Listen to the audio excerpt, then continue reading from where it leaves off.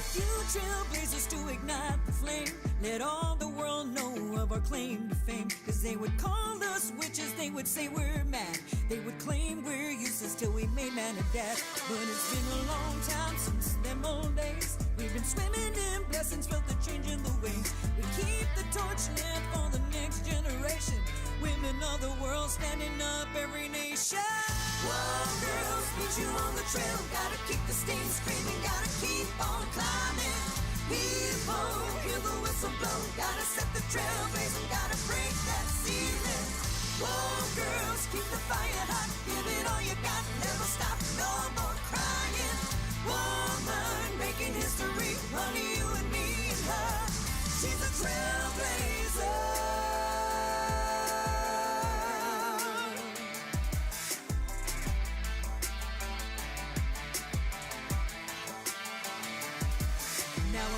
Trailblazer gotta take the heat, burn away temptation and sin to defeat. Cause she's not a bad apple, she's a whole badass. Setting trails ablaze, elevating the past. Now you may think you don't play a role, but it takes all hands for us to open the door.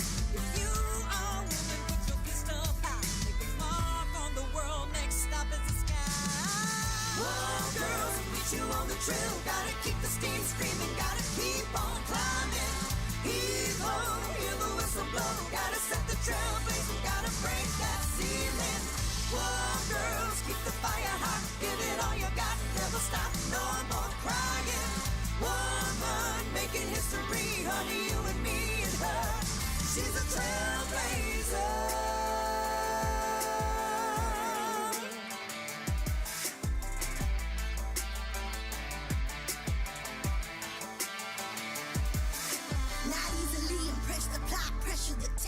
For the people, we're the people, and we're not going back. Yeah, listen, when we fight, we win. No more struggling, wondering if my freedom's gonna crumble. Never stumble, let's rumble. Whoa, girls, meet you on the trail. Gotta keep the steam screaming, gotta keep on climbing. Heave-ho, hear the whistle blow. Gotta set the trail blazing, gotta break that ceiling.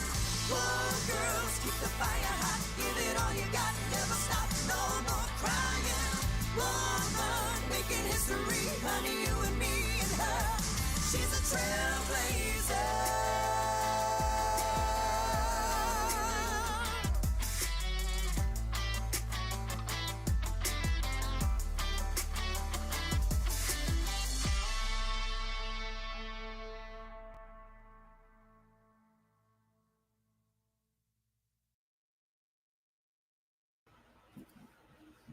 Hello, everybody. We are here in Sirius Tejano.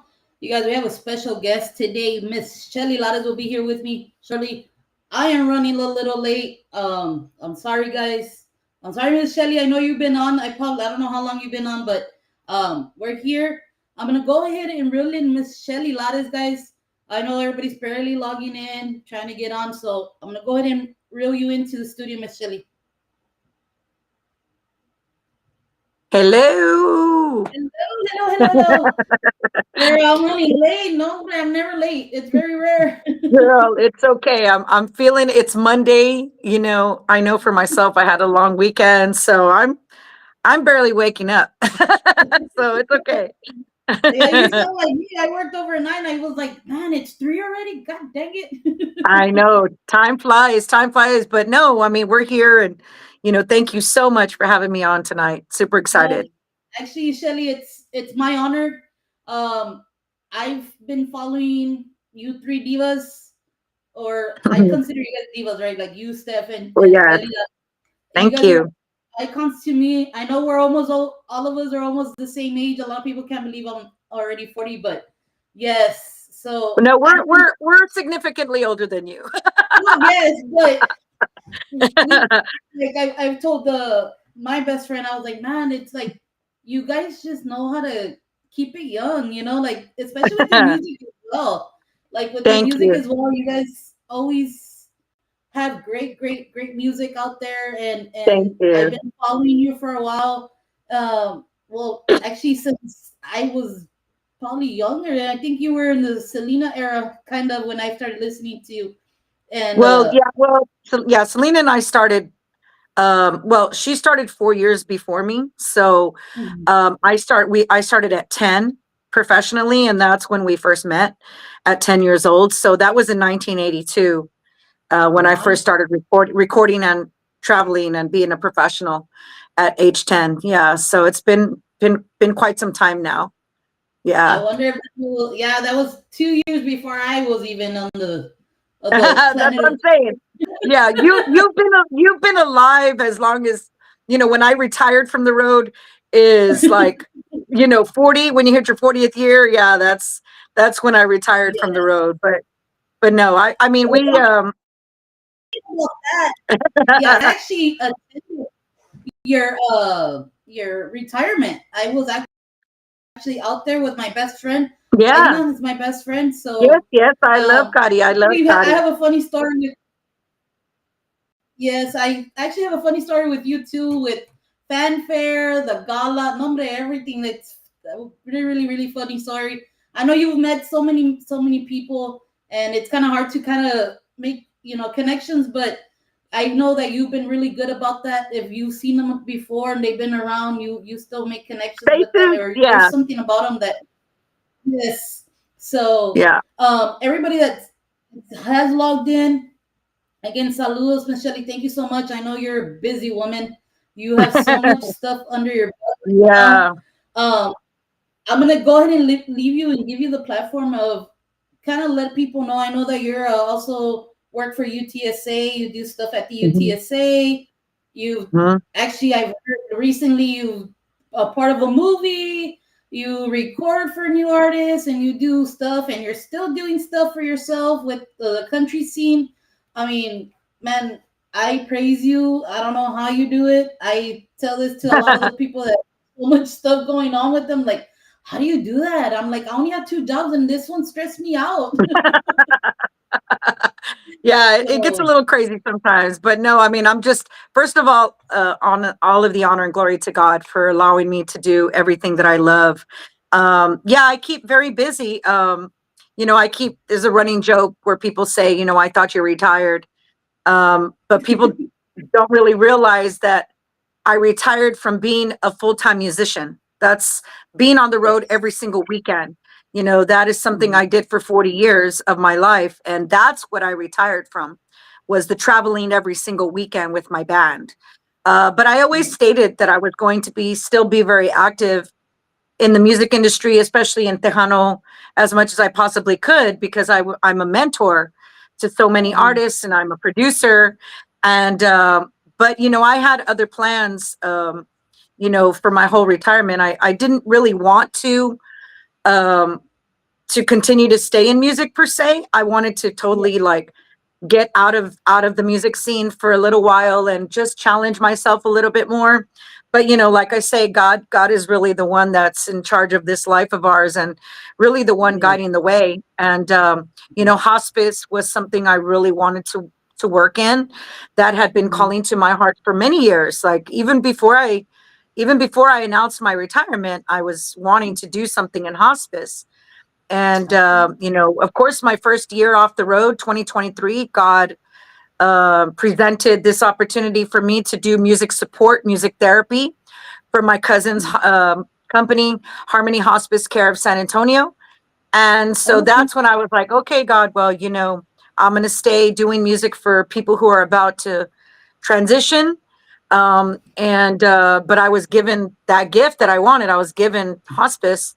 And I mean, Mhm. obviously, God is just showing me that music is something that I was given, and He definitely wanted me to stay doing. So that's why I Yes. did that. And then UTSA had been after me for a couple of years, and I had been kind of contemplating that too because I was going to be going to nursing school. But I accepted that position, and I obviously moved into my studio space, and I signed El Gallo Des to Shell Shock Records. And I'm now, working in films, composing music for films. I'm on my fourth film right now. So the first one is already out in theaters. Say a Little Prayer, starring Yes. Luis Fonsi and Vanessa Vasquez. Um, is doing extremely well in the theaters. We're so Yes. happy with the critics are loving the video. I mean the movie, and I open up the movie with my version of These Boots Are Made for Walking, which also is out on all streaming platforms. I released some Christian music because that's something that I had wanted to do prior to my retirement, Mhm. and the country stuff really. Was a whole other. She's a Trailblazer was just a whole other thing. It was meant for something else and didn't quite work out that way. And but when I was approached by the Kamala Harris campaign, um, they wanted something written for her for Latinos, so I wrote something, and then I also submitted "She's a Trailblazer" because it's a very woman's anthem. And but even then, it was picked up by the Women in Film and Television Organization, and Mhm. they kind of made it an anthem as well. And so it's just kind of, it's fun to still record music. I don't miss traveling every single weekend. I was gone these past 2 weekends. I was in Mhm. Colorado. I was in Colorado last weekend, and I was in California this past weekend. And I'm like, yeah, I mean, off the road for 2 years, I feel it. I feel it for sure. Yes, Yeah. man, Shelly. That movie, when I saw like previews of, I follow a lot of your the people that came out on the movie, yourself, of course, and seeing little clips here and there, I was like, man, this is gonna be a beautiful movie, and I've It's heard it's so many good gorgeous. things about it. I mean, what more can you ask for, Luis Fonse? Come on, I know. like, I know. And Nancy de los Santos is the writer of the movie, and I was with Nancy this past weekend there in Santa Clarita, California. And it's just that whole film was just such a labor of love. yeah, Um, the way people came together, from the producers to the director to the actors to the whole crew to the music part of it. Um, you know, to me it was just, God definitely, shows the blessings, and Nancy's such a beautiful person. And for us, all of us to put a hand in contributing to something she wrote years ago, yes, come to life is just, I'm just honored to be part of it. I mean, I was honored to be part of the movie, let alone be part of it being filmed in my whole hometown of San Antonio. For it to open up and you see San Antonio, it's like, yes, it's my voice. And then of course I did Tejano country. That yes, was my spin on These Boots Are Made for Walking, with the yes, accordion and the brass. And it's like, yeah, that is definitely a San Antonio vibe for sure. yes, So it's just a big yes, honor for me to definitely. be part of it. Yeah, actually, that Trailblazer song, it gets played here pretty much often. A lot of people have picked up on it. I mean, this new song that you just put, Boots for These Walking Boots or Are Made something. for Walking. Yes. Yeah. So that one, we just got it recently, and man, I overheard it like over and over last night. I was like, man, it's a really, really good song. Thank Then I you. also heard the song that you did with Rebecca, the Christmas song, Oh and yeah. that, yeah, that one is also really, really good. I mean, I've told this to Steph, and I've told this to a lot of the girl artists. When you do something you love, you can see the passion, and I think Shelly, you've always done that. And I hate to say it, but a lot of you women don't get the credit. And you've been in the music so long, and I Yeah. know even on the Tejano Music Awards, I remember back in the day, okay, they would be broadcast live, and I'm like, oh, it has to be Shelly's, and I'm like, what? Like, Yeah, no, I went for years for that. It's well, thank you for saying that. Women, I really vowed, once I had my own platform, that I was going to really be a mentor and someone that can help, any artists, not just women, but any artists that are up and coming, even veteran artists. They call and ask for my advice quite a bit. But I always wanted to be able to be there for, for anyone that I possibly could. And in saying yeah, that, that's one thing that I talk about to all of the new artists, especially now that, with the way that the world is today, especially with social media, with yes, being able to record your stuff at home, really being able to do just about anything you possibly can yourself. doesn't always necessarily mean that you should do it. Okay. Mhm. So a lot of the new artists, when they have a song out, I'm not saying that every single artist is this way, but this is a lot of the mentality nowadays, is that they deserve to be on the ballot. They deserve to win an award. And it's Mhm. like, they don't understand. Like for myself, I always give people this example of, the Tejano Music Awards. I performed for the very first time when I was 10 years old. In 1982, 1983, I performed for the very first time at the Tejano Music Awards. I was a child. And the Yes. first time I was ever nominated was in 1984, was the very first time I was ever nominated. I didn't win. And then in 1989, after I released my first full album, because I recorded records and stuff prior to my Mhm. first album. But when I released Tu Solo Tu in 1989, on the female vocalist of the year, the female entertainer of the year, I was nominated every single year consistently in both categories, but I did not win until 1998. So I Wow. waited as a child from 1984 to Mhm. 1998 to win an award. And I think that that's really what built me, to be honest. And it Yeah. taught me that yes, those awards are beautiful and they're prestigious, and I love that we get recognized for them every year, but that is not really what I concentrated my career on.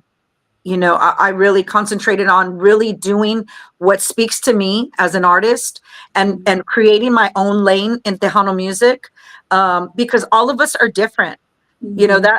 That's what makes everything. So that's why the divas were so successful, Yes. because we all three were very different from each other. And I think it takes you kind of putting people on the same stage to seeing how everyone's dynamic is very different. Yes. We all had something to bring to the table, all of us. Yes. And so yeah, I mean, I feel that too, but at the same time, like, I told so when Elida announced her retirement, Mhm. I called her and I congratulated her, and I said, get ready for what's coming, because now that I'm on this side of the fence, if you will, and I am walking into rooms outside of Tejano, outside of the normal realm of what we know Tejano, right? Like Yes. the same award shows, the same venues, the same organizations. Now I've stepped outside of that as a Mhm. businesswoman, as a producer, and I am in rooms with women and people that are doing things internationally, worldwide. Okay. So Wow. now I'm being recognized on a different level Mhm. for things that I felt in my industry that I think we're taken for granted a lot. I think people don't really value us as Yes. artists, as musicians, as vocalists, as entertainers. And most of us, especially the women, like Patsy, um, Yes. like Elida, like we're business women too. Mhm. We did this for a living. You see, so I mean, I'm excited for her to see what's coming, because Yes. I said this. I would have probably retired a long time ago had I known that I'd be in this position where I am Mhm. right now, where the sky is the limit. And it's not just because people don't look at us and don't look at me and they're like, oh, she was just a Tejano singer. No, they don't look at me like that. They're like, Yeah. wow, Shelly Lares was around for 40 years and counting, and can produce any genre of music, Mhm. and is a businesswoman, and we want her to be with us. And I feel like that's what I'm going to see, for even for artists like Bobby Pulido. I mean, we're going to see those types of things for them, and it's exciting. It's very exciting. Yes. Yeah. And I see beautiful things have happened to you. I've seen you get recognized. I mean, come on, like you've been on some TV shows. They've recognized you there. I mean, you. I I just think. was awarded the Celestial Award from the Women in Film and Television. This Um, organization is a global organization. This is a global organization, not local, not state, not Texas. This is a global organization that mhm. I represent, Awesome. and being nominated for. And even in my hometown, Next year, I'm going to be inducted for the San Antonio Women's Hall of Fame, which is Wow. a very big honor. Yes. You're talking about women get inducted for their volunteerism, for military, for law, for all the community work they do, for health. Attorneys are being, inducted. It's a really big organization also. And so it's nice to be able, and again, it's not about the accolades. It's about being acknowledged in rooms that, I never would have dreamed of being in, I Yes. mean, and going to these film festivals and being around, producers and directors and musicians and artists of all walks of life, and Hmm. being able to represent myself in this way has been such a huge blessing, and I love it. And I mean, I have huge goals for 25. Like, I mean, Awesome. I'm a woman that I have to have a game plan. It doesn't Hmm. necessarily always work out, but Hmm. everything has to have a game plan. I mean, I have a vision of what I want for myself. I have a vision Hmm. for what I want for Shell Shock. And I've only been operating as a label for a year, really. I mean, I've had Shell Shock since 2012 for myself, but not Yes. for other artists, So Yes. now the caliber of artists that I'm working with are just, I mean, incredible. And they're so versatile and they're so talented and they're so gifted, but they have to learn the business part of what the music industry is. And that's, they go to a boot camp basically with me. And it's like, there's not going to be any easy way to do things. We all have to put in the work. I'm not here to babysit artists. Yeah. I'm here to help them in any way that I can, Mhm. to getting their name out there and whatnot. But I'm here to really teach them what probably nobody is willing to teach them. Yeah. And you know what, Shell? I have seen that a little bit on what I've seen on your platforms and stuff, and hearing some women that, I mean, that have worked with you. Like, I've had Rita, Hmm. two other artists that I interviewed. I'm sorry, I wrote it bad in names, but they also said, like, you. I mean, what you're saying right now, and I see a lot of the artists are on right now too. You giving that feedback and a little bit of the, I guess, the politics side and Yeah. all that stuff. This really opens eyes to our genre of music, like our Tejano music. Like, it's not Yeah. all good and dandy. They're like, ah, well, she plays there and she's playing there, she's playing there. It doesn't It's matter not where that you easy, play. guys. Yeah, it's not that easy. It's not impossible. It's not Yes. impossible, but it does take a lot of work. Takes a lot of work. I mean, Yes. you think we got this popularity just because we had great music? No. That's the little Mhm. part of why we gained this much popularity and Yes. success. The Yeah. rest of it was for the work and the blood and the sweat and the tears and the money that Mhm. we have had to put forth into what we do to make Yeah. it successful. Yeah. And that's really in anything that you do. It's not Hmm. only the music industry. That's in any line of work that you choose to go into. Yeah. So this is the misconception that people have about the music industry, is that, you know, oh, they see it as entertainment, right? Hmm. It's entertainment, but it is a business. It Yes. is. At the end of the day, it's a business as well. And if we had not ran it that way, um, I know for sure I wouldn't have been successful. I know for sure I wouldn't still be here had we Yeah. not ran it that way. And that was a really big thing that my parents instilled in me as a child. And as we went on, the three of us, me and my mom and my dad, as doing this for a living, because Hmm. my parents owned a business. My parents had a very good livelihood for me and them. My siblings were already older, so they were already kind of out of the house.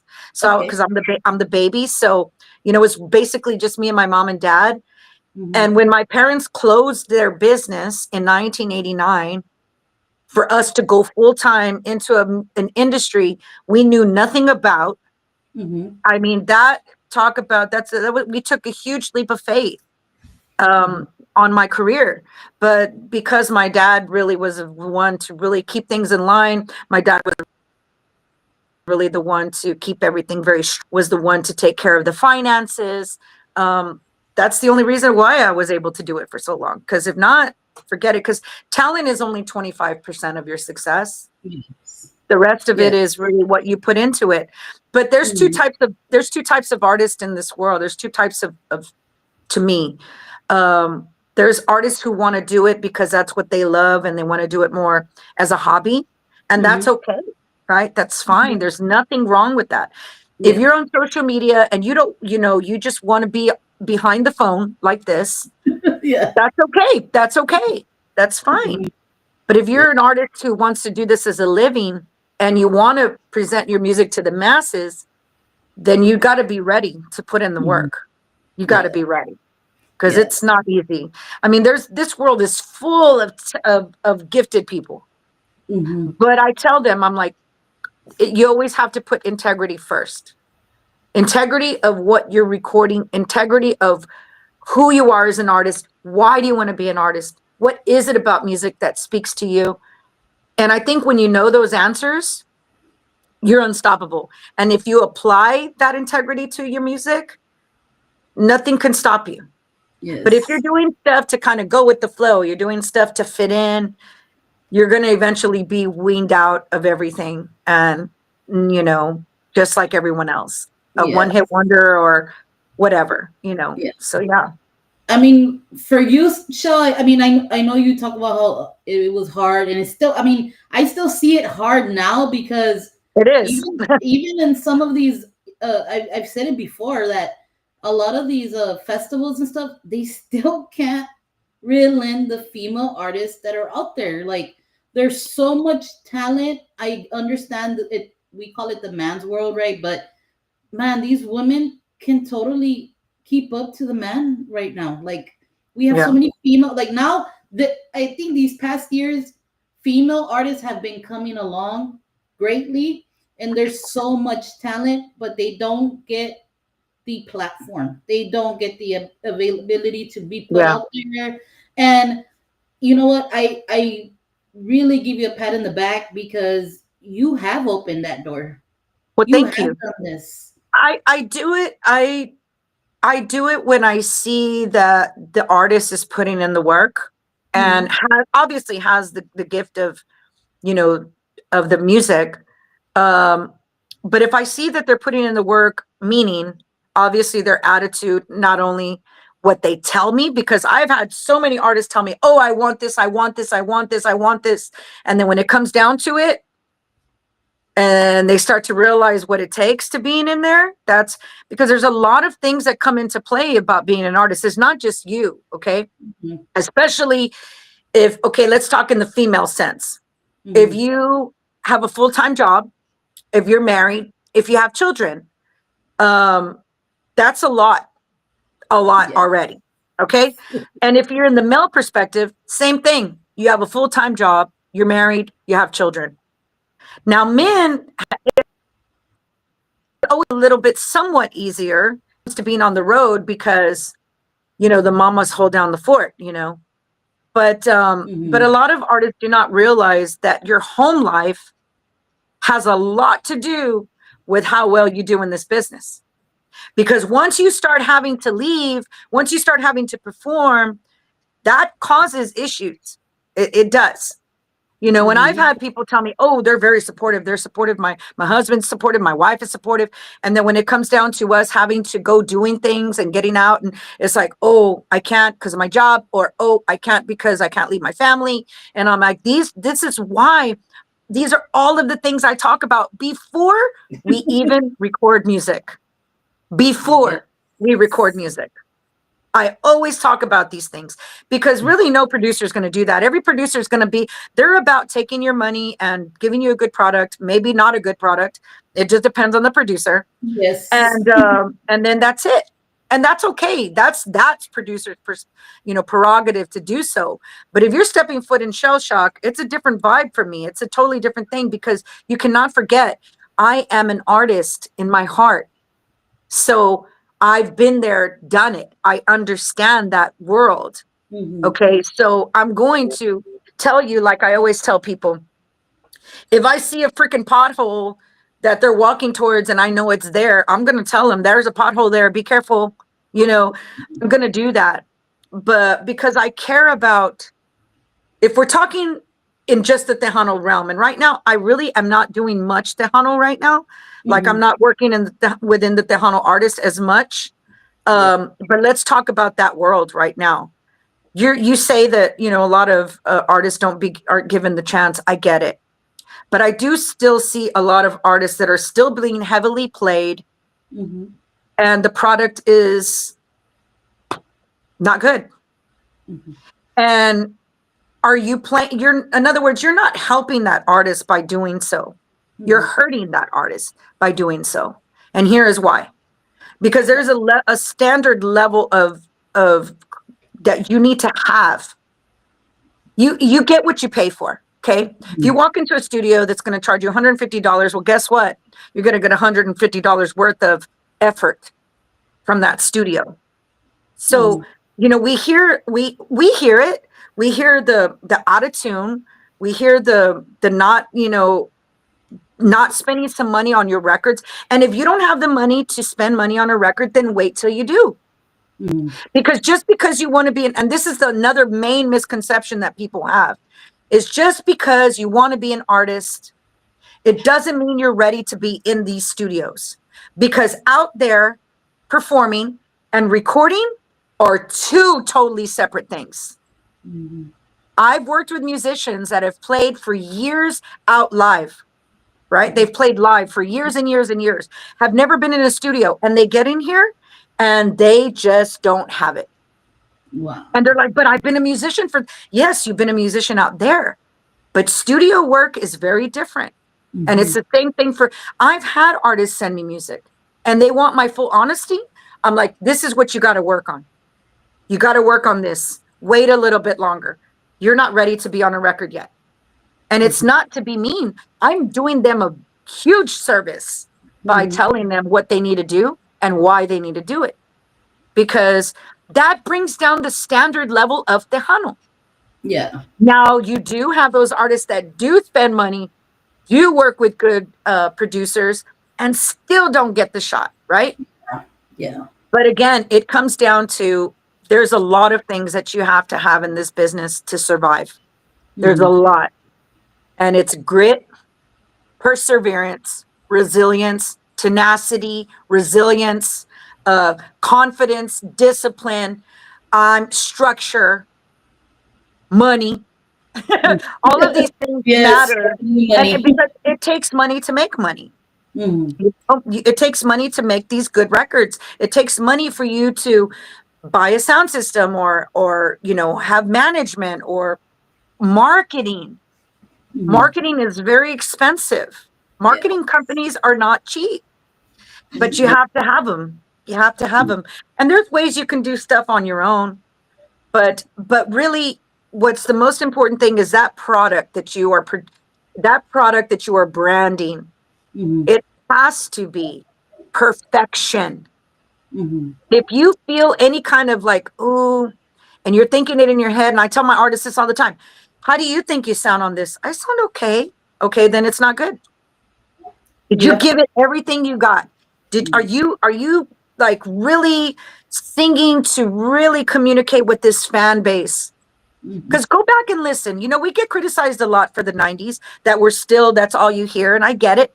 But man, listen to the quality of the records. Listen to the quality of how we were doing things. Look, go back and research if you didn't know. And people want to say, oh, it's because they had major labels. That was not why. Because we were doing the work prior to the major labels. Yeah. And we were still doing the work when the major labels came into Tejano. We were doing the work. Yes. You know? I think that's where it got lost now too, because a lot of people, there isn't that many record labels right now, and everybody's doing their stuff on their own. And that's okay. And that's okay. It's okay to do things independently, but you've got to step it up. You have to. Yes. And I've told artists, look, you what do? You go into a studio and you hire a videographer to be in there and film you so that it looks really good on social media. What you should really be spending that money on are vocal lessons. That's what you should be spending that money on. This is what I tell artists because it's the truth. And they need to know their voice.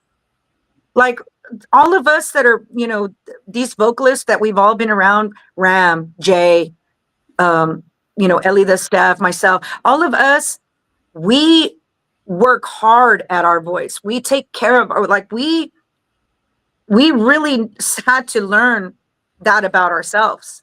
Mm-hmm. That's our main instrument, Mm-hmm. And so this is what I tell my artists now, or any artist, whether they're working with me or not, whether they come through my doors just to kind of feel me out, or sometimes they just hire me just to consult. Okay. And that's what I do, but I'm always going to be 100. And any artist that calls me to produce, I don't just say yes. They have to come to me. I have to know them. I want to ask questions. I want them to ask me questions. I want to know who they are. Mm-hmm. I want to hear them sing before I even say yes. Mm-hmm. So, but that's just how I do things. Mm-hmm. But Tejano, to me, it does worry me.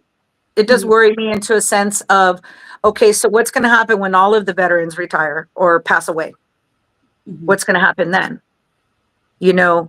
I know there's a lot of really talented new artists out there that are kind of holding down the fort right now, or kind of helping lift it back up, right? Yeah. And it bothers me because our industry does not, like you said yourself, give those artists an opportunity. Mm-hmm. And this is what I try to do right now, especially in making these connections for good venues. Mm-hmm. It's not saying that they shouldn't all pay their dues like we did and play the hole in the walls and stuff like that, because that humbles you. Trust Yes. me, it humbles you. But at the same time, if someone calls me and it's like, hey, we want entertainment for whatever, I'm gonna put the showcase together just like I did for this past weekend, and just like I did for Luminaria. Luminaria is a very big event here in San Antonio, and when I was asked to do the opening ceremony for Luminaria, I said, well, I'm not really performing, Yeah. so, and the question was, what do you charge, to do a song, to do She's a Trailblazer? And I just said, I'm not going to charge you.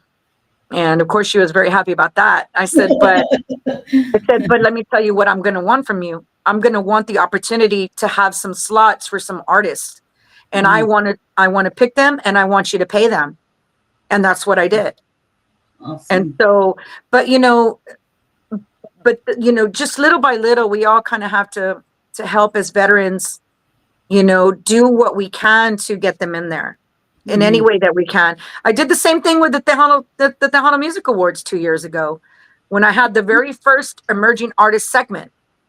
And I had Gabriela Martinez, Annika, Maria Paula, and Carla Cristina. Mm-hmm. And I wanted to have females because I felt there was not very much female representation. That's why I got 4 girls. Yes. The next year, if they were going to ask me to do it, I was going to do guys, but I wasn't asked to do it again. And that segment did very well. And I even told them, I said, look, I'm not expecting for them to perform individually for the whole show. I just want one segment to put these 4 women in and child and give them an opportunity. And we got a lot of great feedback from there. Mm-hmm. And then to be told, oh, we're not going to do it because, the veteran artists are the one that sell the tickets. You're still getting veteran artists to perform, dude. You're only giving new artists a little piece of a segment, which to me, that's just BS. I mean, I'm sorry, it is what it is, but I'm going to call it for what it is. It's just bull, but there's going to come a day where you're going to need to call on those artists. Yes. You're going to need to. Yes. And then what, So, yeah. And that's what I think, that's where it hurts right now, that a lot of people say, oh, well, we still have the veterans here. Yeah, but you have the people that are actually working hard for it, and they can also bring you the same fan base, or at least fill up. Well, how do you know if they're going to draw? How do you know? Yeah, because you don't give them the opportunity. How do you know if people are going to like them or not? Yeah. If those opportunities were not have given to me when I started, then I wouldn't be here. I mean, it's reality. I just don't understand that. And it's okay, because like I said, there are There are some good new artists out there that do have good music, that do have good quality, that are trying to create their own lane. I'm not saying that all of them are not doing that. There's very few, I will say that are. If I had to sit back and look at it as a whole, I'm like, only a small group of artists are doing that. And, you know, and I know artists get discouraged because they're like, oh, my song's not being played, or I didn't win, or I didn't get nominated. I'm like, y'all are doing it for the wrong reason. You don't understand. Yeah. And it's not going to happen in a year, and it's not going to happen in 2 years, and it's not going to happen in 3 years. A true artist development takes at least 5 years. At least 5 years. In this day and age. We're not talking about then. We're talking about now. And you know, and that's another thing about social media. It's a great tool to utilize for your work, for your positivity, not for your complaining, not for throwing fits and rants, and it's for promoting your music and your career for free. Yes. So why are you going to use it for that? Because nobody cares. I know I don't. I don't care. It doesn't change my point of view on things. It doesn't, you know, and I know everybody feels like it's got to be said. There are some things, yeah, if you need to throw a promoter that's screwing artists over under the bus and show, okay, fine. But I'm saying, you know, it's so discouraging when I stepped away from being on the road and I would get back on and I would read, it's like, same crap, different day. I'm seeing the same thing. Oh, don't y'all have anything else to focus on? Don't y'all have any other way that you can be positive and change the trajectory of where things are going for you? But you're if you're still, like I said, if you're still opening the same old door, you're still going to go to the same old room.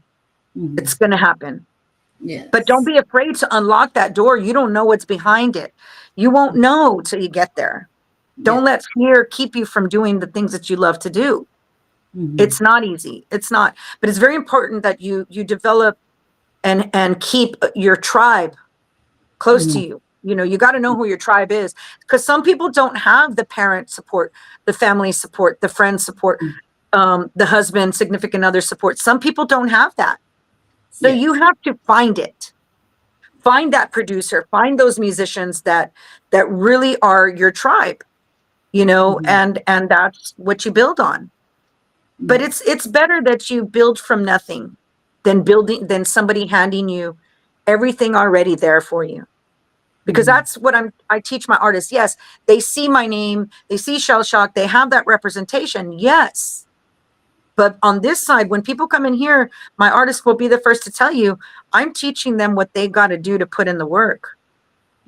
That I'm not doing it for them. There's no way. Yeah. I don't have that energy.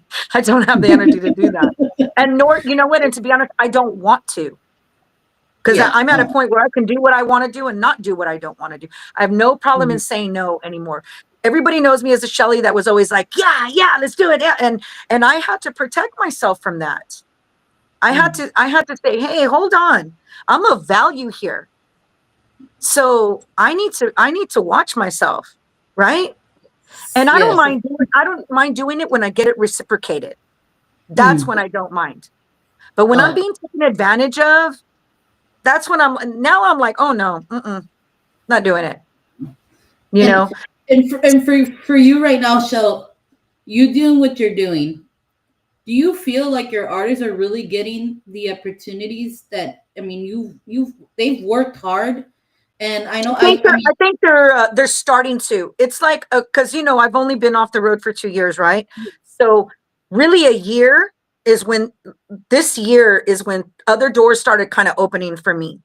When you know, especially with film and stuff, because when people call me and they want something for a film, I'm going to be like, oh, you know what, this artist I think would be really good for that, you know, or this artist would be, and it happens to be artists that are in the Tejano industry, you know, that's because to me, I mean, El Gallo Des, Rev Ray, Annika, Kiana, Ali, Stephen Lauren, you know, now these newer artists that I'm starting to work with, they are all super versatile artists.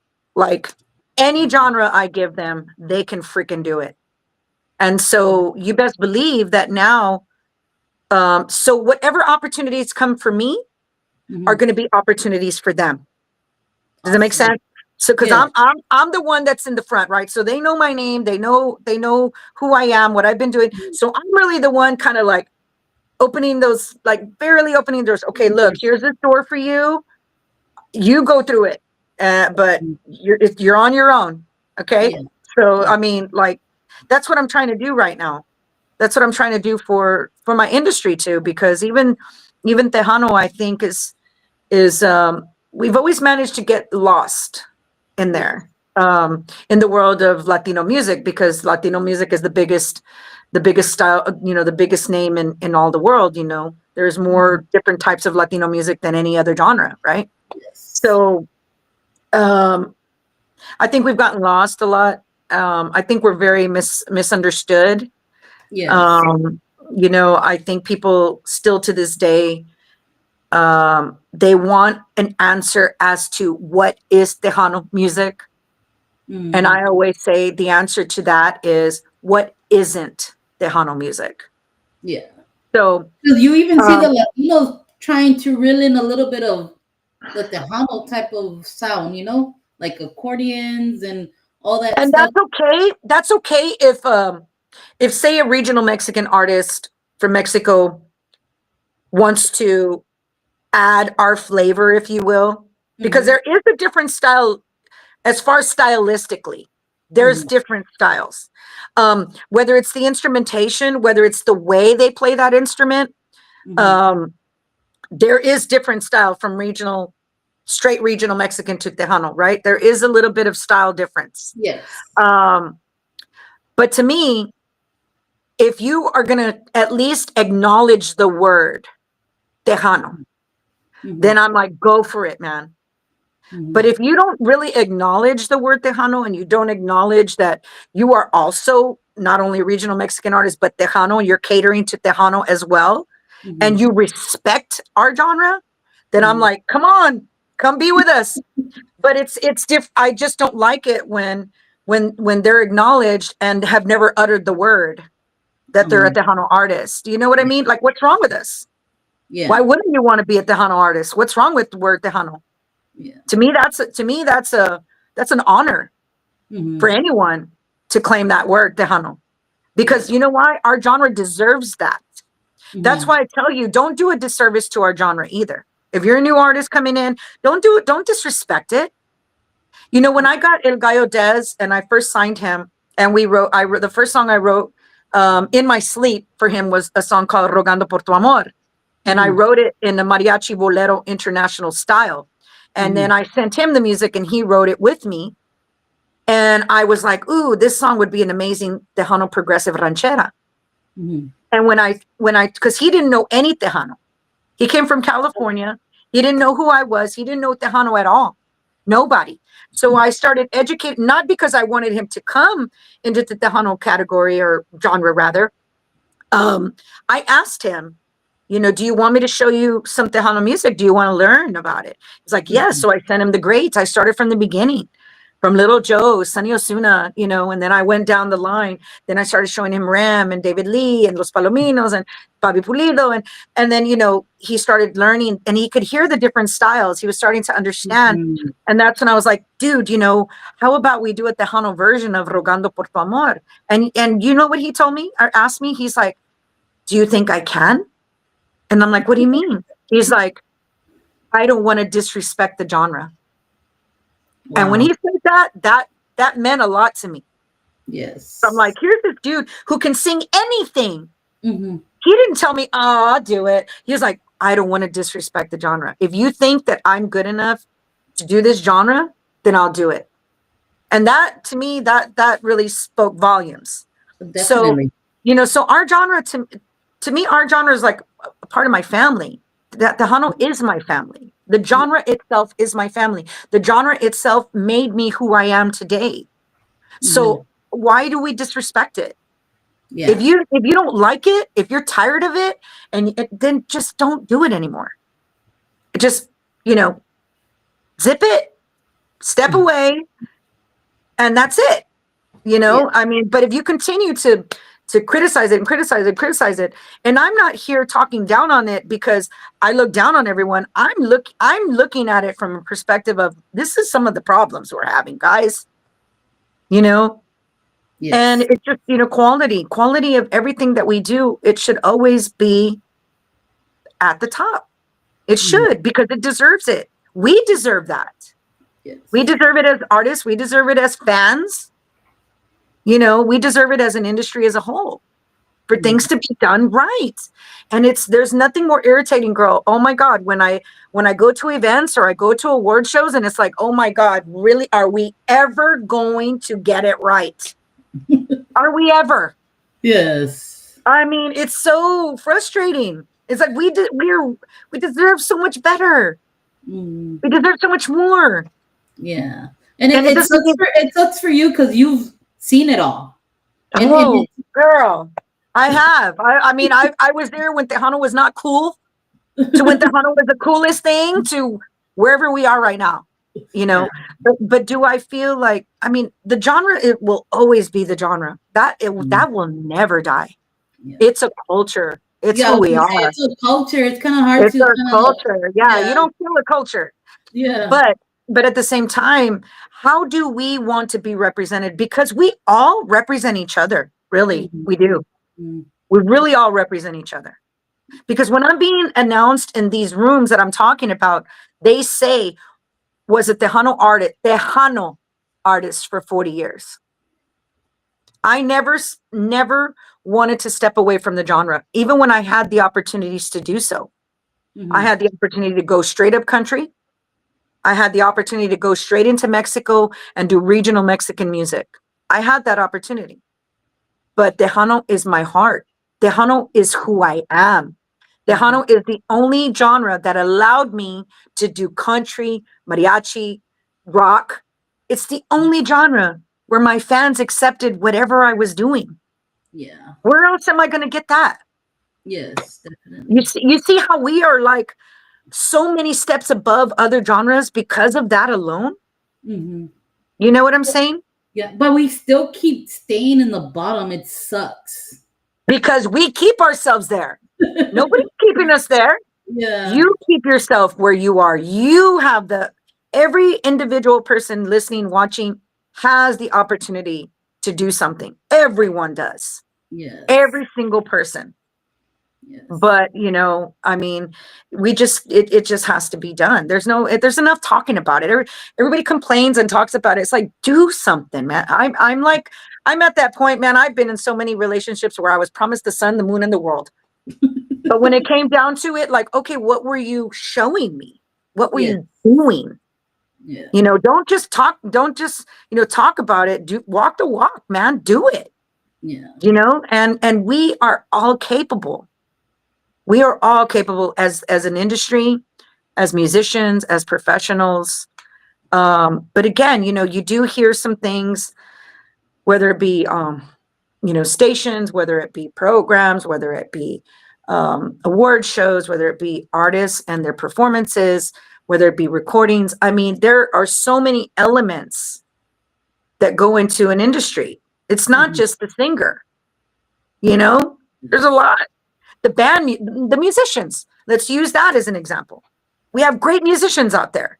And new artists want to hire them, and they pay them good money to come do an event, and they're barely learning their music. Oh, yeah. And they're not learning their music like the record. They're learning it how they want to play it. I'm like, that's just laziness. That's laziness, and that's disrespect to that artist that hired you.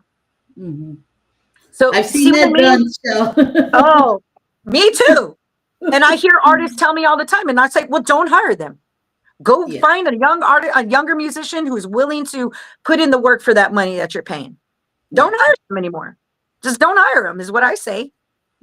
So it's so many things, so many things come into play. It's not just one thing in particular. Yes. There's a lot of things. Now, do I ever think that we're going to get there? I pray that we do. I pray that we do. Yes. And all I can do is put my, what I can forth in educating the next generation of artists, because I'm training like I was trained. You know, when I started working with Manny Guerra, you know, I mean, he recorded my first record when I was 10 years old. And I that's when I became fascinated by the recording process. Okay. And he'd let me change the reel to reel, and he would explain to me what he was doing and why he was doing it, how he was doing it. And then when I signed with him at 17, I was recording an album every 9 months. Wow. Every 9 months I recorded a record. So, you know, it taught me a lot. Mhm. I did learn to appreciate every album, because every album is a chapter of my life, right? Mhm. Every album was a chapter of my songwriting, my arranging and producing, even then. But, you know, he taught me, look, and I would record all of my vocals to all 10 songs and all of my background vocals in the same day. And so, you know, again, it's like a racehorse, you know, you're training boxers. There's Yes. amount what makes them so good is not their talent, right? Is their discipline. Mhm. Their discipline to putting the work and the effort towards their craft. Yeah. And it's the same thing for artists, for musicians. Mhm. You're in la la land if you think you're just going to come out here and, you know, things are just going to happen. And when people see the big labels now, like the Universals and stuff, it's gotten so different. You know, now they go a lot by your social media following. Mhm. You know, so it's so weird where that is. But think about this. I mean, all of that will never be yours. And I'm speaking from experience. Okay. I'm speaking from recording for other labels, for labels, Mhm. to not owning my stuff, you know? I mean, it's different now, but you know, I mean, and I ask them, is that what you want? Because when you're on social media and you see the buses and you see the tours and you see all of these things, it's the facade. Yeah. Because they're not really seeing what, you know, once they decide, if they ever decide to drop that artist, where's that artist going to be? That artist isn't going to be able to drive off with that bus. That artist isn't going to be able to take those songs and call them their own. They belong to them. Yeah. And so this is what I try to teach them, because yes, I am a label, but I really I'm bringing something different to the table in my own way, and things I won't share. Those are only going to be things that that artists will get to experience if and when they come to me. Mhm. So that I won't share. But Yeah. I will tell you that you know, I am about trying to make them better. You know, my job as a producer is to bring out what they don't really know is there. That's my job. And it may not happen on the first album. It may not happen on the first songs. It may take us going a little bit, you know, to really, really finding who this artist is, you know. And like I said, you know, this lineup of artists that I'm working more closely with now, you know, they're learning a lot from me, and I'm learning a lot from them, because I also have to stay inspired, right? Yeah, of As a course. producer, I got to stay inspired. And I Yes. can't help it when I hear their voices. I'm like, oh, I love it. It's like, it's just so good. You know, Yeah. like I get so proud. I'm like a proud mom, you know, when I'm there. I'm basically their mothers anyway. But you know, when I'm there and I'm watching them and I'm like, you know, like I have John Michael now, who's another young kid who does a lot of 50s oldies music.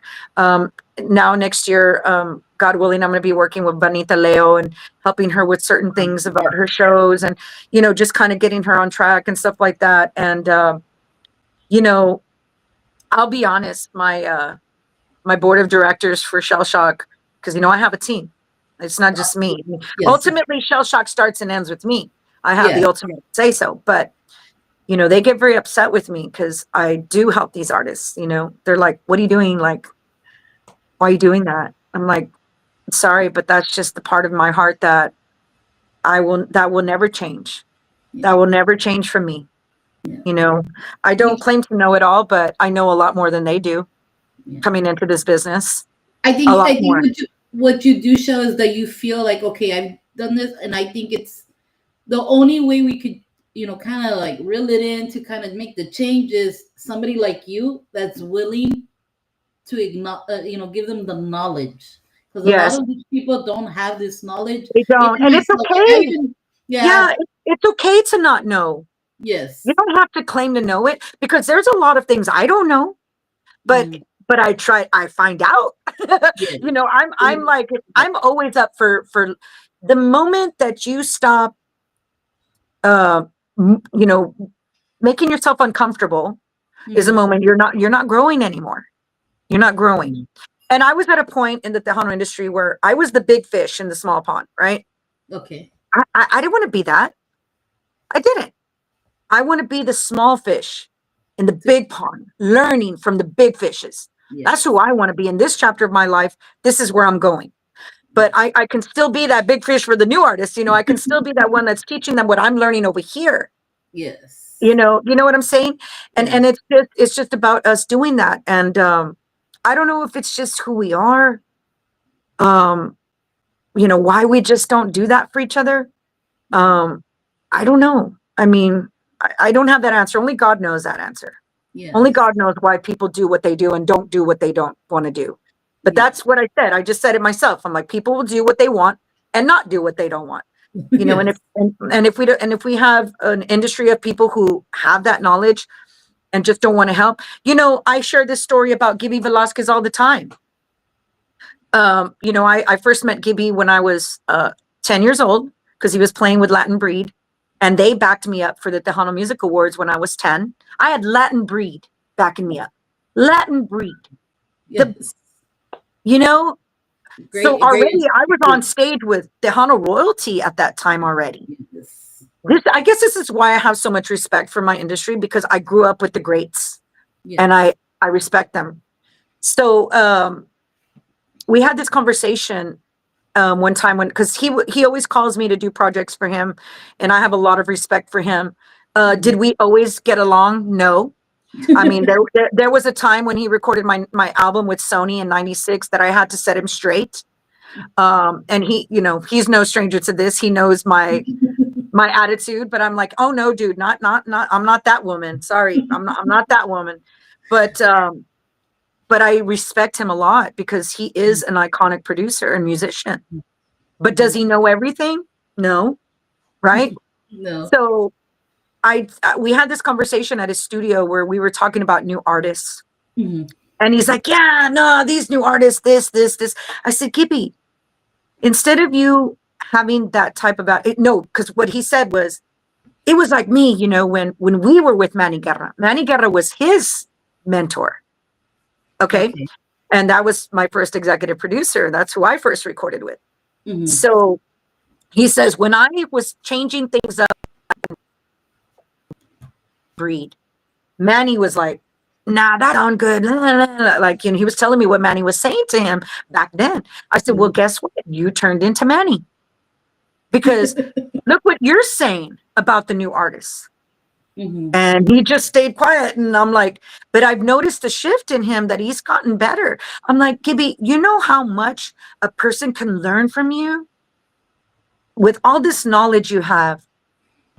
And just you being like, change your attitude a little bit, like be a little more positive. You can be honest with these artists, but you don't Mhm. have to tell them to make them cry. You don't have to tell them just to be an ass. I mean, you're telling them because you genuinely want to help them. You're telling them because you want our culture and our genre to survive. You want it to keep going. You want to pass down the torch, but you're not going to do it with that type of attitude, dude. Yeah. So that's why I'm very proud of him. Now he's going to places that you would never really see him at. And I'm like, but that's what it takes. Get out a little. Jay Perez, he's a really big inspiration to Annika, to my artist Annika. He's a big inspiration to my other artist, Stephen Lauren, my country artist, Stephen Lauren. Yes. And I tell these people, look, because I had asked him, can you shoot like a small video just to say, hey, congrats on your new single? Because what does that really hurt you to do that? You Yeah. know? Mhm. And that didn't happen. He didn't do that. But then later, when he heard Annika at the Tejano Music Awards at the emerging artist segment that I produced, he Mhm. was like, who's this girl? She's great. He even reached out to her to collaborate with her. Wow. And then Stephen Lauren was out doing karaoke and wound up karaoke with Jay, and he just almost lost himself. I mean, I'm like, see, you see what I mean? Yes. And that's inspiring for new artists. Yes. What's it going to hurt you? Yes. It's not asking you to. It's like pulling teeth with, sometimes with people. And I Yes. love my industry, and I love my veteran artists. And I'm not saying they got to do what I do all the time. I dedicate my life to this, but it doesn't take much of your time to do something like that. Yeah. People, that's all I it see is. a lot of people on here, and there's a lot of artists on here. You guys have got an acknowledgeable thing from Miss Shelly Lares. So you guys, she was being a professor right now. Yes. I can't take it away. I can't take that away. That's one of the things I'm super blessed about being the very first artist in residence at UTSA. Yes. So I sit in on anything from the audio tech class to voice to ensemble to um, world music to introduction to the music industry. And I Yes. also bring my students to my studio to work here. Okay. And I also allow them to work on projects here. I hire them for studio musicians so that they understand that that's also another form of income where they can make money. And then, of course, I'm doing, my music support for Harmony Hospice Care of San Antonio, which I just, I love being able to sing for human beings that are, depressed, anxious, Yes.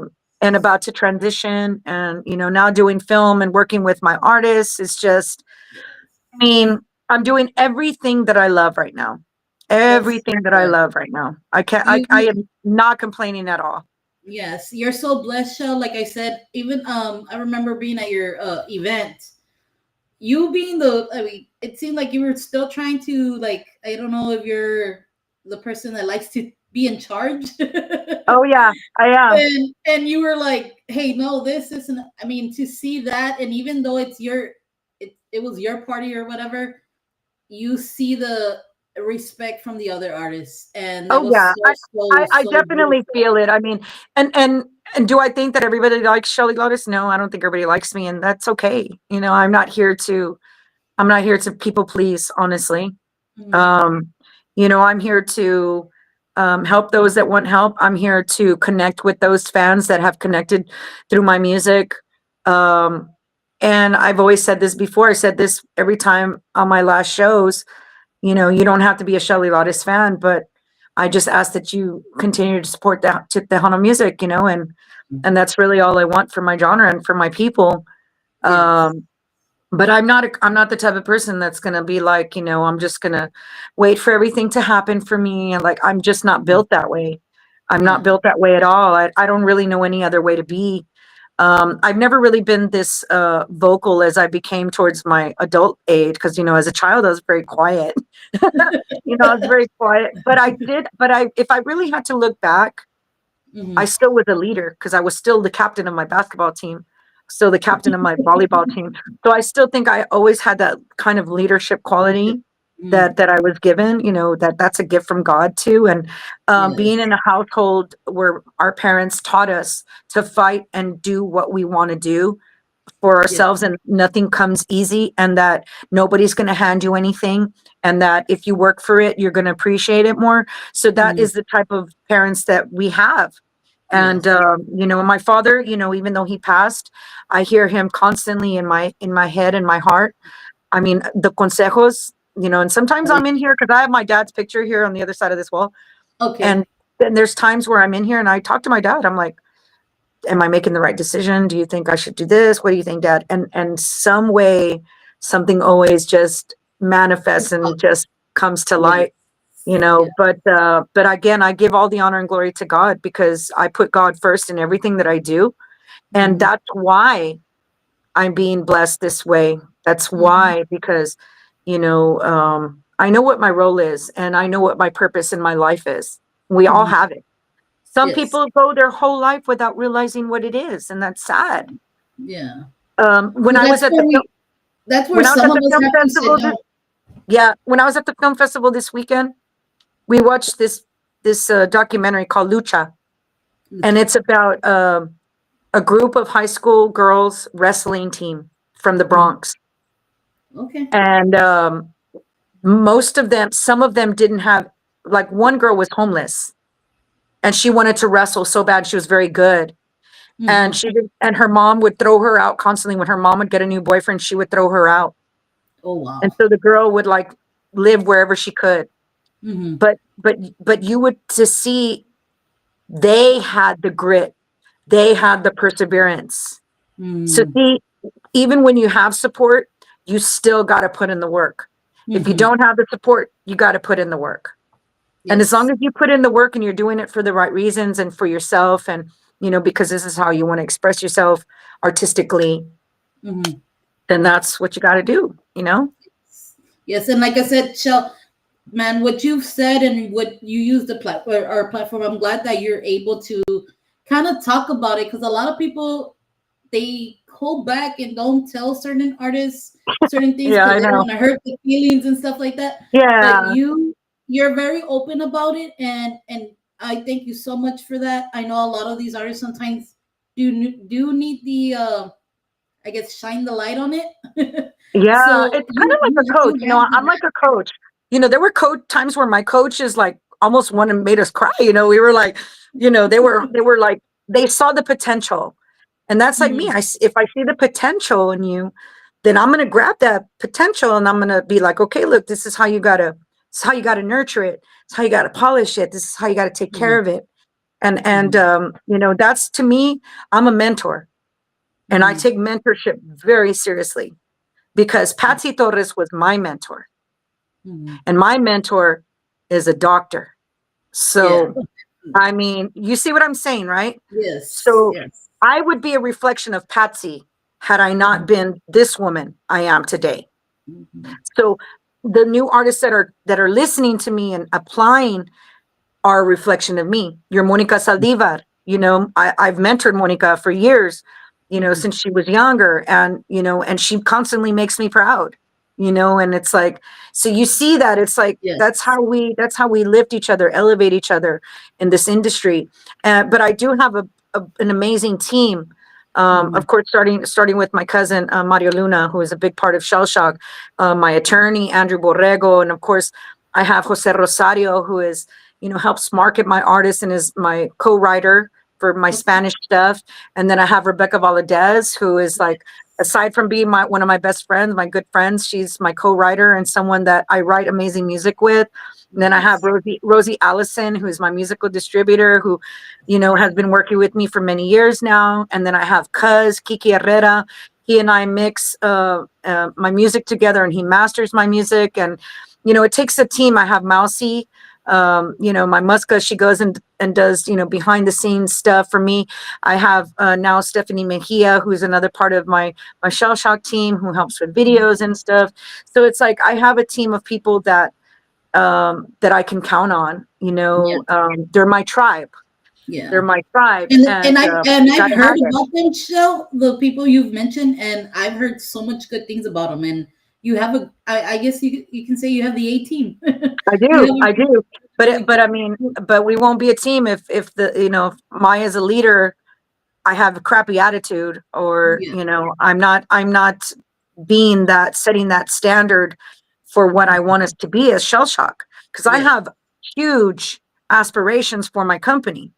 I have Hmm. huge aspirations for Shell Shock, and I Yeah. know I'm going to achieve them. Yeah. When? I don't know when, but I am. And I'm Yeah. not going to let anybody or anything deter me from those things. Because one thing about me is when I have my mindset to something, like, I'm like, ooh, it's hard for you to get me off of that. I'm like, no, we're going to do this. And Maya artists are going to all be along with me. All of those that want to be along with me Hmm. will come along with me. Those that don't, because they all have other things going on too, whether they're in school, whether they're have their jobs and their families.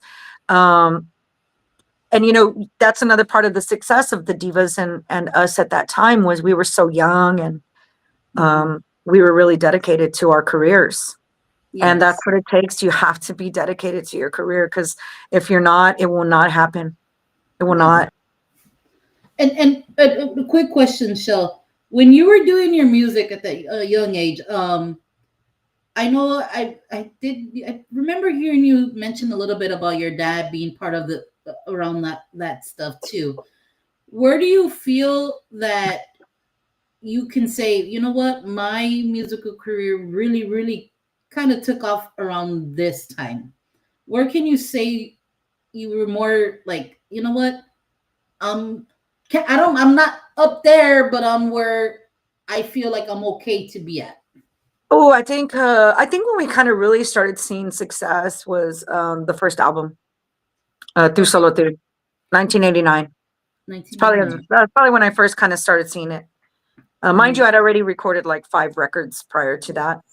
nine. Uh, but it was 1989, and then of course, all the early 90s. When Ganas de Besarte came out, Mm-hmm. it was a hit, but I think even more so now it took on a whole different life form. It's weird. It reemerged in some way. Yeah. And then Soy Tu Amor in 1994 was really, I saw a lot of success for that happening in different areas. Mm-hmm. Um, of course, I saw it in my shows because we would play the songs and people would dance a lot, and we were performing. God, we were working 5 days a week, Wow. and so then as a songwriter is when I really noticed that I could make some money as a songwriter. That's really when I started noticing Soy Tu Amor, when Mm-hmm. financially, at gosh, I was what, 20, 22 years old.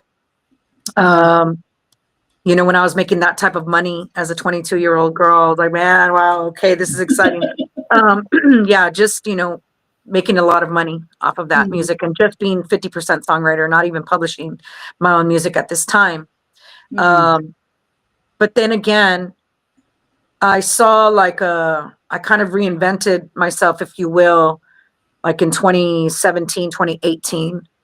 Okay. I really kind of started getting really busy again, like took on a whole different chapter, second win, if you will. And Wow. then, of course, COVID hit and just kind of stopped everything. But even after that, 21, 22, my final 2 years on the road, I mean, I was still doing a lot of amazing things. So, um, I can't really say there was like a highlight of my career because every year I've managed to grow a little more and more and more. And that Mm-hmm. was something my father always instilled in me.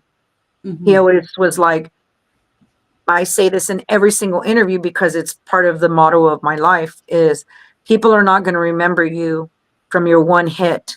They're going to remember you for how long and the longevity that you have in your industry.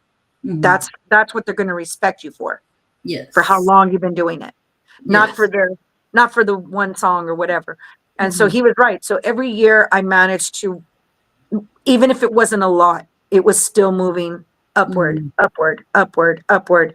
Mm-hmm. And I think I've seen that upward climb since I was 17 years old. So, and Yes. I'm still seeing it. I'm still seeing the climb.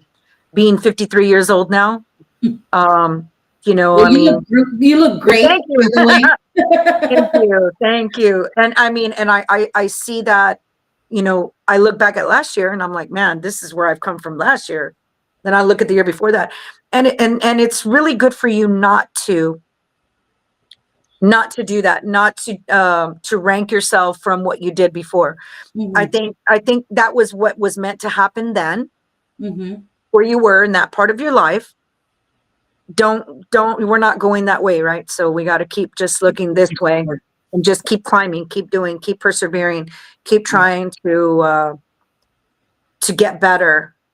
And any Yeah. whether not only musically, just as a person. And Yes. as a person, we always should strive to be the best version that God wants us to be, right? I mean, because Yes. that's really why we're here. Because at the Yes. end of the day, if God were to take me today, I would be very happy with the life that I've lived because I've known that I have lived it to the fullest in 53 years. Mm-hmm. I've known that the time I'd been given, I lived it to the fullest. I managed to connect with people help people, inspire people, and that's really what you're remembered for, is how you've made others feel, right? Mhm. And Yes. so that's why I try to make people feel good about themselves and help them find the tools to do that. I can't make them, but Yeah. you know we're here to be vessels for each other, Mhm. whether it be a moment in time for someone, whether we're just there for a little while in their life. We're here to also help water people, to help them grow, Mhm. you know. Yes. Again, guys. I see a lot more people logging in. Saludos. We're here with Miss Shelly Lares. She's kind of giving us a little history of what she's gone through, what she's going through, what she works with, what she's doing. Again, Miss Shelly, thank you so much. I have so many Thank you. comments on here I have not shared. Okay, go ahead. To Leona Promotions, thank you so much for being here. uh Also to David Vila out of Oakland. Oakland was on watching the show as well. Nice, thank Maria you. Perez, saludos. They're saying they're very proud of you, Miss Shelley. Joe uh Liel, another artist, new artist out there, Mr. Joe Liel, saludos. Ms. Norma Salazar, Mr. George Salazar's wife, was also on. yes, Saludos, hello, I Ms. love Norma. them. They're great Yes, people. and then another new artist out there, Miss Jennifer Lynn, out from San Antonio. Salud, Miss Jennifer. And I have a musical friend that plays locally here. His name's Gabriel Rios. He did say all the Tejano politics sucks. We appreciate everything you did and continue to do. We don't need an award to notice that. Right. Very, very beautiful said. Again, let me see. There's so many guys. Sorry guys if I wasn't able to acknowledge all of you guys. Mr. Roy Salazar, saludos. Sorry, from Houston. Thank you so much for logging in. So many people that have said beautiful things about Shelly, saying they really, really love that what you're doing, Shell. Thank you. I know a lot of people say yes. There's a lot of they call them circles, or there's this, there's that. But you know what? Besides all that, guys, everybody's doing music, Yeah, and I was never in a circle. I never had a circle. Like I never had a, like I said, we just created our own lane. That's what I yeah. did anyway. And I Well, really that's what it realized was that back then. there was a time when I really realized that I mean, when if you had to ask me what really shed light on that I needed to do that, aside from my father, encouraging me to do so, um what event, if I had to give one, really kind of made me feel that way was Mhm. it was probably 1993. And I had already kind of been on the scene for a while, and just kind of was feeling kind of like um I can't even say that I felt like an outsider, because I was still getting my own like endorsements. I was signed to Wrangler. I was signed to Toca Percussion. I was getting, signed to Miller Lite. I was getting really big endorsements as an artist, because I was obviously selling records. They don't sign you if you're not selling records, right? Um, Yes. but it was a pivotal moment for me in '93 when I was given an award by mistake, and the embarrassment that I felt that year um, really kind of shifted my mentality of like, you know what? I don't need this. I know what I bring to the table. I know who I am as an artist. And that's really when I kind of embraced a different mentality for myself. And that's when I never really started looking to the sides. I never looked back. I just kept looking forward, kept looking forward, kept looking forward. And I've kind of just managed to keep that mentality Mhm. going forward. Was, I mean, the obvious thing for people to do is to compare artists all the time. I mean, and it's not only in Tejano, it happens in every genre, really. But Mhm. that's when I realized, you know what, I'm Shelly Lares and I'm me. Um, there's only one me. God created only one of us, and I'm just going to embrace it to the best of my ability, and just give it my all so that fans can feel that from me. And I think that's what it would that's what happened. I'd get on stage, I'd get on my timbales, and I'd just play, and just connect with the fans and joke around with them and make them feel like they're part of my show. And I think that's really what I needed to do. But yeah, you don't really, and that's the difference between having being in a circle like, the popular people, and having your tribe. And having your Yeah. tribe. I mean, I'm talking about creating your tribe, creating the people you trust, because you can really trust a handful of people in this business. Hmm. Maybe not all fingers either. Like, No. you got to be very careful with who Yeah. you surround yourself with, Yes. for And sure. me being in this show, I said every single time I get on, I do this because I love the music. I don't Yeah, do this because I'm a DJ, this and that. I'm not a DJ. I always say that. I'm not a DJ. I love playing music. I know, to all my people, the reason, to be honest, the reason I got on being doing this and kind of get in the music scene is, everybody knows I'm associated a lot with my best friend Kari Karina. And I yeah, saw she's so talented, yeah. and She it would is. piss me off that they will always close the door on her. And I Yeah, say, you know what? Maybe if I learn a little bit of what's in I guess you can call it the business, right? And know what it takes, and maybe I can kind of help her out. And yeah, seeing the talent that she has, I've seen the work at home, what she does with her being just a regular person, being a teacher, being a mom, of course, and all that. And I mean, I know there's other artists out there that have the same thing, and you have to go through this tunnel to try to get to that. And yeah. see- It's difficult to navigate through it. yes, Everybody's maps are different.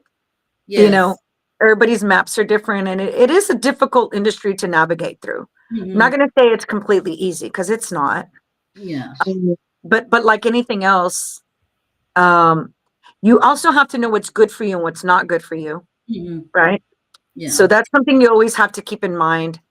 Um, and I always tell artists, your gut is a gift. yeah, If your gut is telling you something is not right, if you're in that studio and you're working on something, and maybe you don't really feel what's happening, whether it's the song, whether it's the vibe, you're not wrong.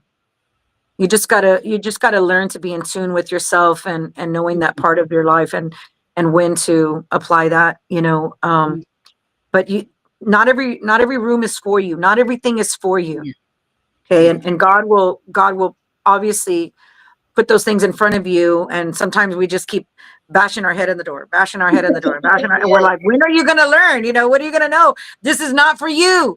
Whether it yeah, be working with certain people, mhm, and it can be a lot of things. It can be whether it's your manager, whether yeah, it's your musicians, mhm, um, whether it's your producer.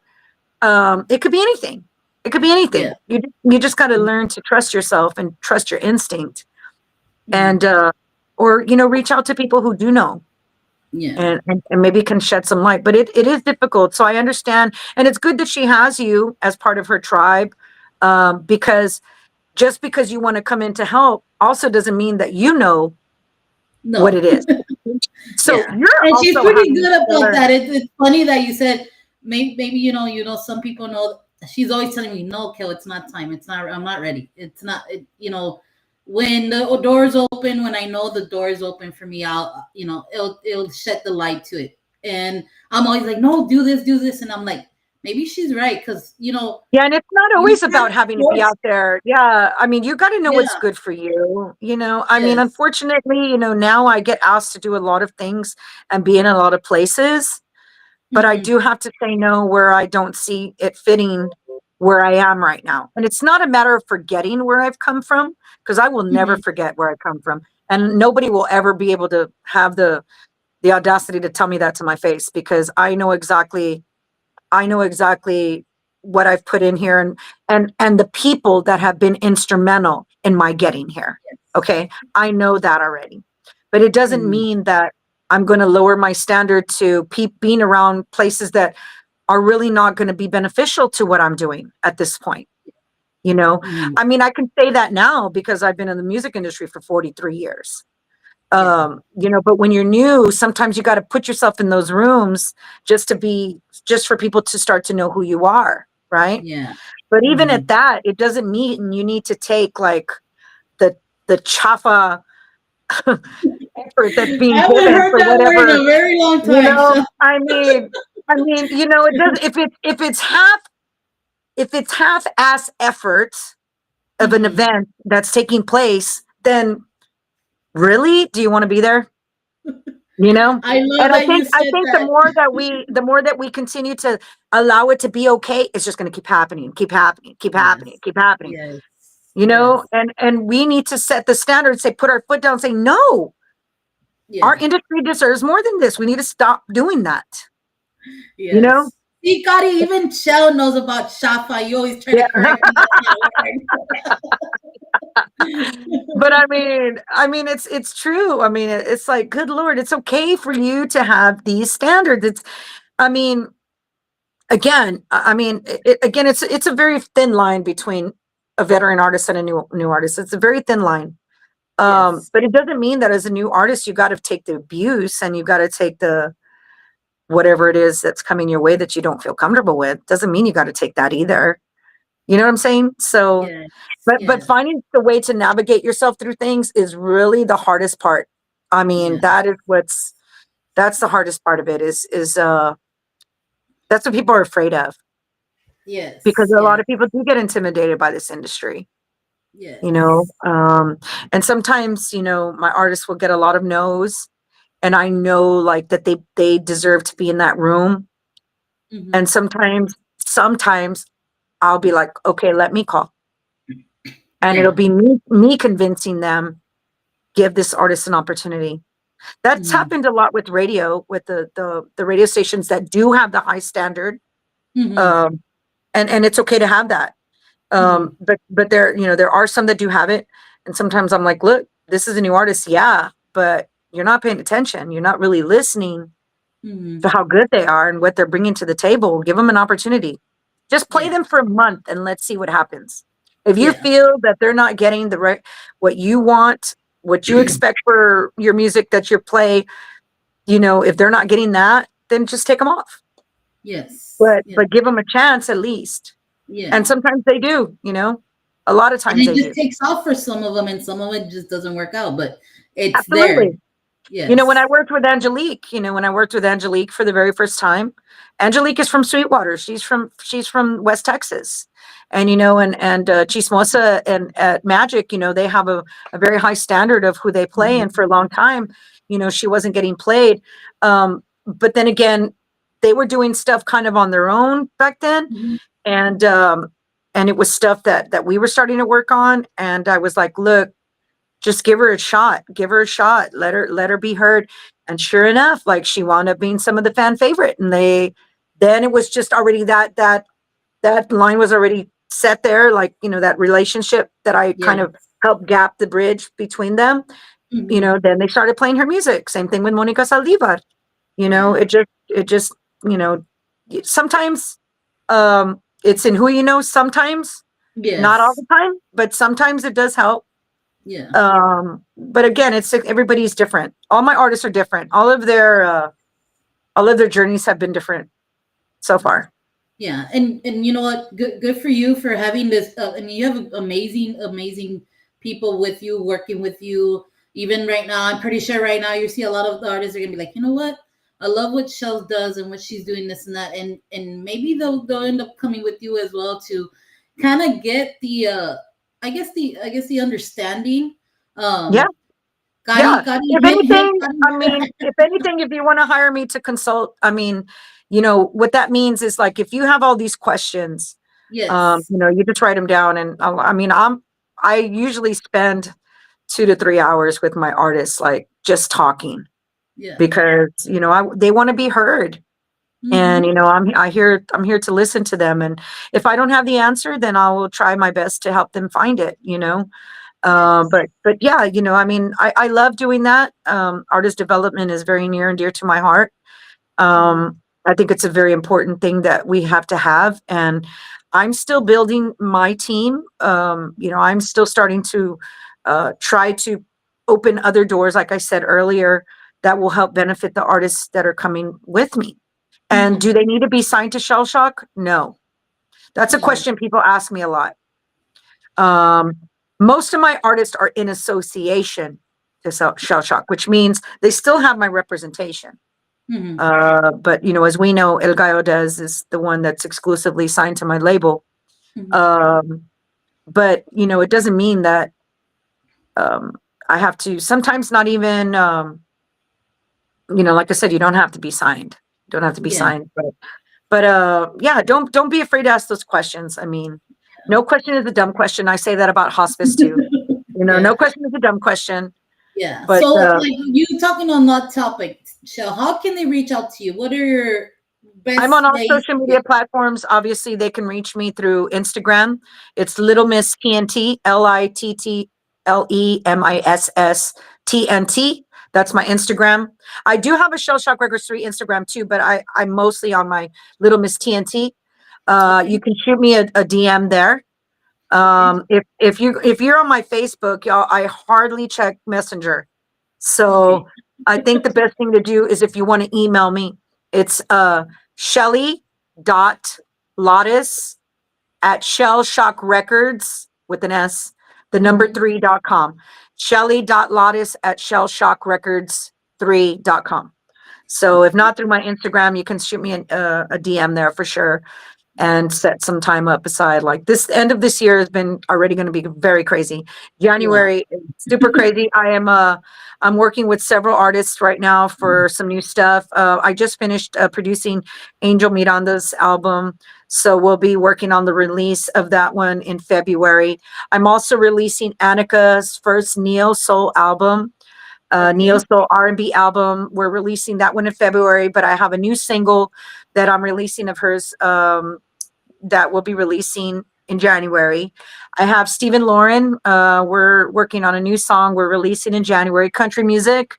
And Yes. let's see what else. Who else am I releasing? Oh goodness, I'm probably forgetting. Oh, I'm releasing a new mariachi song for Ali, my now 14-year-old. She just turned 14. Releasing Nice. a mariachi song for her, and we're getting in the studio in January.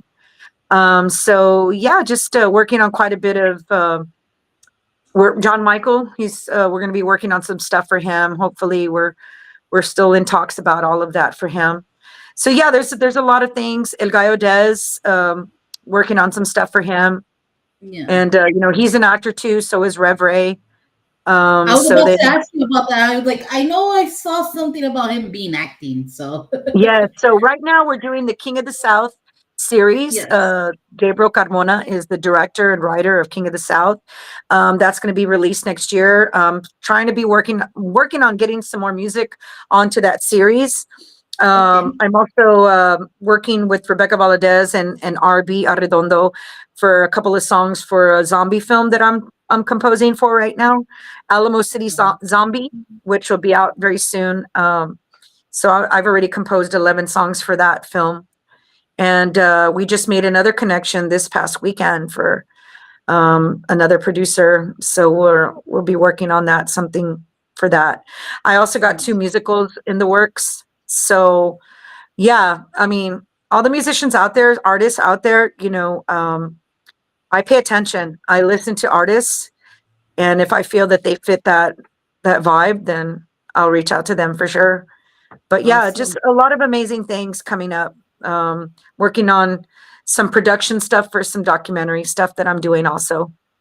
This has been near and dear to my heart for a long time, and I'm finally going to get it in motion in 25. So yeah, because I am not only am I a music producer, but I want to be a video and documentary producer as well. So yeah, those are all amazing things, and I'm still absolutely continuing my music ministry, my music support for Harmony and for hospice patients, because we have a few events coming up where I'm really excited about. But yeah, so I'm still going to be doing that, no doubt, no doubt. Awesome. Awesome. Again, guys, we had Miss Shelly Lares kind of giving us a really, really, I mean, I enjoyed what she talked about, and she hit a lot of key points, especially when it comes to our industry. a lot of Maybe beautiful stuff things. we A didn't lot of even really want to talk about, but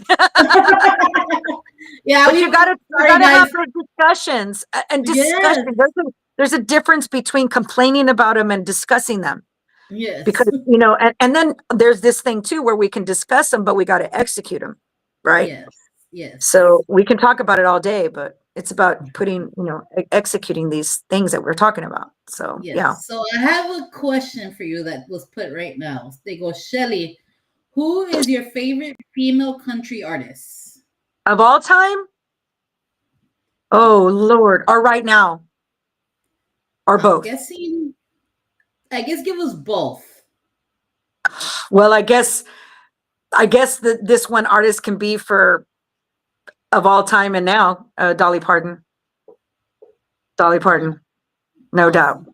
I love Dolly Parton Even for a lot of now. reasons because she still records music. She just released her Rockstar album, which is a genius album.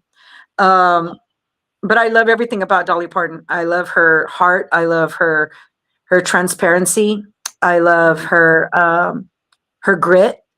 I love her tenacity, and I love her business sense. So she's a very smart businesswoman. That's for Wow. sure.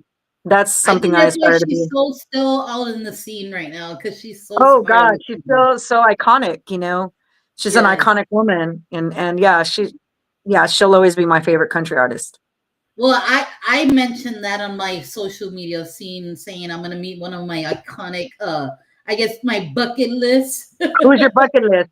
Of course, you guys, Shell, you, Steph. I already did an interview with Steph, so that was already check mark. Got to Yours get is the Ellie on next your one, show and now.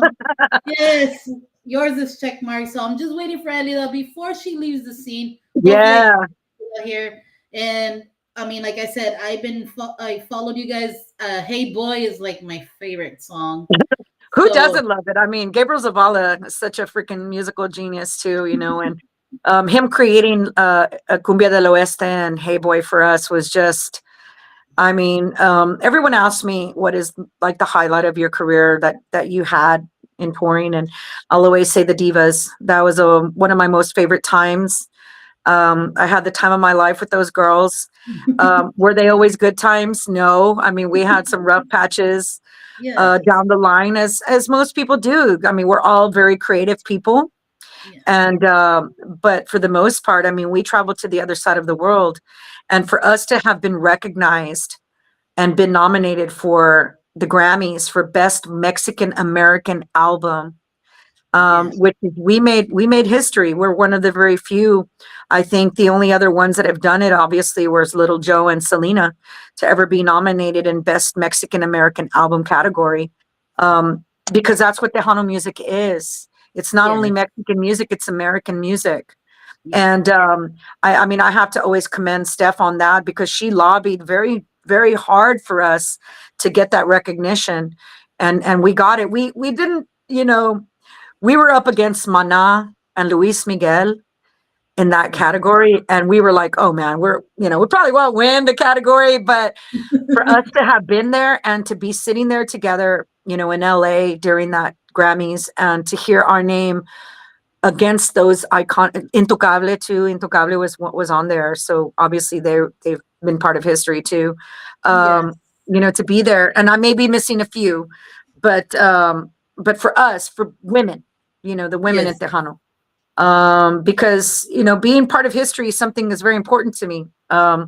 Collaborating with Elida in 2001, we were the first two female Tejano artists to ever collaborate, ever. And that's wow. weird, right? In 2001, you would have Yeah, thought that like, women in Tejano would have already, we were the first two women to ever collaborate. And of course, we won for Amiga for best collaboration of the year. And then the Divas, the first three to ever collaborate and to have such an iconic album, you know. I always joked around. I said, they always like, well, what would take you out of retirement? I'm like, the Divas. The Divas Project would take me out of retirement any day. But I think now we're just so ready and to go into so many different directions, and hmm I'm excited for what's to come for them, because I did have this conversation with them when I retired. There was three people I called when I was announced before I announced my retirement. I Mm-hmm. called Patsy Torres. She was the first one that I called because I felt like that was a respect thing. She's been Yeah. my mentor forever. Mm-hmm. And then I called Ellie, then I called Steph. And they were the next two that I talked to. And I told them, y'all might want to start thinking about what you want to do next. Cause, and they were like, well, we've never really thought about it. I'm like, you got to think about it. Cause, the time comes where, you're ready to go on to other things, bigger and better things. So Yes. yeah, but that'll always be my favorite part of my career. So when No I doubt. when I first heard you guys were getting together, the three divas, I couldn't believe it. I think you guys had a show in Carrizo Springs, and I'm like, I had to read it like 3 or 4 times. I was like, why does That's it say funny. Shelly, Stephanie, and Eddie? I go, there's no way these beautiful women that are really well known in the industry put together and make a show. And I was all like, no, it's not them. And then I think I saw a video or somebody told me, no, hombre, it was Stephanie Montiel. And I was like, oh my God, I thought it was like, you know how there's cover bands that do like Oh yeah. Journey cover. I thought that's what it was. And they're like, no, it was really them. And man, they blew the whole town out, out of Yeah, the we water. did. It was like, We had a fabulous band too. We had Lalo, obviously, Lalo Reina, Gabriel Zavala, AJ Rock Flores, yes. Adrian Rodriguez, Ralo. We had Kiki Herrera. That was our band, and Yes. uh, and they were freaking incredible. Like they were so good. But no, I remember, the first time ever. It just came very organically. I Hmm. think it was just our years of experience already, kind of at that time. Hmm. Because the girls came along around the second time. I mean, they'd all been singing since they were little kids, Yeah. but I think actually being recording artists, touring musicians, Hmm. probably like mid 90s. Hmm. Um, but no, it's very organic. Our performance just came very naturally. We knew how to read each other, meaning like we knew when to step away, we knew when to go forward. And those are very important things when you're doing any kind of collaboration. Yes. So yeah, I did. That was so fun. And then later, collaborating and bringing on three new artists, well, Hmm. newer artist with me on Nada de Ti, Demi Oh yeah, Garcia, that was Monica a really good Saldívar, song too. and Sonia de la Paz. That was my way of saying, okay, here's the next generation of women. And Yes. I had a blast doing that with them. I mean, we were the first time the only time we performed the song was at the Premios Tejano Mundial. Yes, I remember And that. I remember thinking to myself, as a producer of that segment, I was like, okay, I got to really think of what to do because I'm dealing with three newer artists that have never really been with other women on stage. Hmm. So I visually had to kind of give it more movement because I knew that it wasn't going to be very organic at first because I knew they were kind of nervous. They weren't used to it. They weren't used to being on stage with someone else. So as a veteran, I was like, what could I do to visually? That's why I had so much movement of that show when we walked down the Yeah. stairs and we walked out to the crowd. And, because I'm like, that needs to happen because it's not like with the divas where we just knew what to Yeah. do right. Yeah. Yeah. So Yeah, and I was there. I loved it. It was a great performance. That song itself, you know what? That song and the video and everything gives me a Scarface type of vibe. thank you. Thank you. I loved it. I loved, just coming up with the whole concept. I knew exactly visually what I wanted it to look like. And, Yes. having the team kind of help work on it and do it. But the ending was the best part because I remember I didn't come up with that until the day of shooting.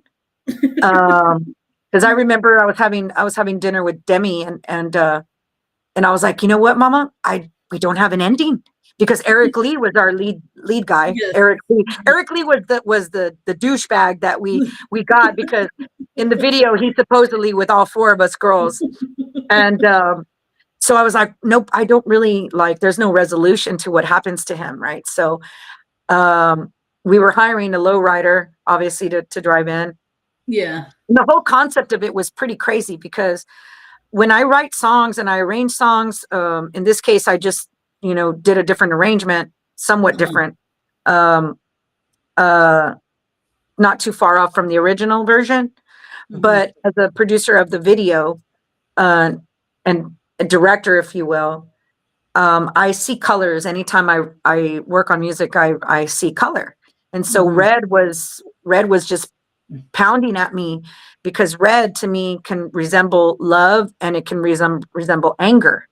So Yes. obviously we're in love with the guy, and then we find out he's, with all four of us, and we became angry, right? And nothing like a scorned woman type thing. Yes. So I was like, so the first lowrider that we had gotten was going to be blue, and Oh, okay. then that didn't work out.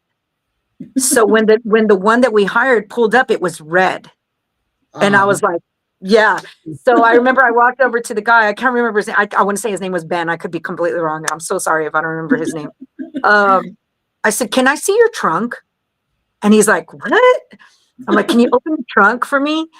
And he's like, "Okay." And as soon as he opened it, it creaks like, right? And I'm like, perfect. So I went and I told Himencio, I said, "I want you to put the camera in the trunk."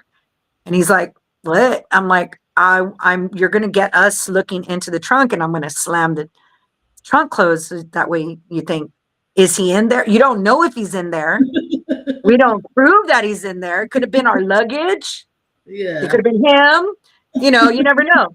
But I wanted to end the video that way. So it was Yeah. so perfect. I mean, and then Himencio put together the whole ending of it, like when we get off the car and you can hear our heels on the street. It was like, it was just so, but the actual creak of the trunk is legit. That's the actual car.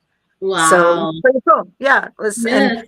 and and I mean, thankfully, I mean, we've been honored at the premios with collaboration of the year. We were honored at the My Tejano Awards, and we were Hmm. also honored at the Tejano Music Awards. So we won 3 awards for that collaboration. So it was a Awesome. nice way for me to go out. Yeah. Yes. I think they play that song sometimes out here whenever they go, ¿Dónde están las tóxicas? So they'll play Uh, that song. So, but but yes, no, yes. I mean, yeah, it's been a Man, but great yes, ride. no, you've had a great, I guess you can, I mean, we could stay here talking about just your everything you've done, what you're doing, and man, you have so much history and so much acknowledgement of everything, and it's so beautiful. It's so beautiful. There's a Your lot spirit, of yeah, your stories about my spirit is career so that so great as that well. people don't know. Yeah, there's a lot that Yes, people don't really know about my career still, but you might be hearing about it very soon. But yeah. awesome. I'm So hoping to see that you're gonna make a book or something. that's been on my bucket list for a long time. It's been on my Yes. bucket list. Yeah, for But sure. now, like I said, I've run into you a couple of times. I think the one of the well, like I said, I ran into you at the gala, and also you directing us from one stage to another stage because we were so lost in San Antonio. Yeah, I know. Nobody was helping you out, but I got you, girl. I got you. Yes, was like, I was all like, "Is that Shelly?" And I was like, "Yeah, that's." And then your mom was in the back of the car as well. So,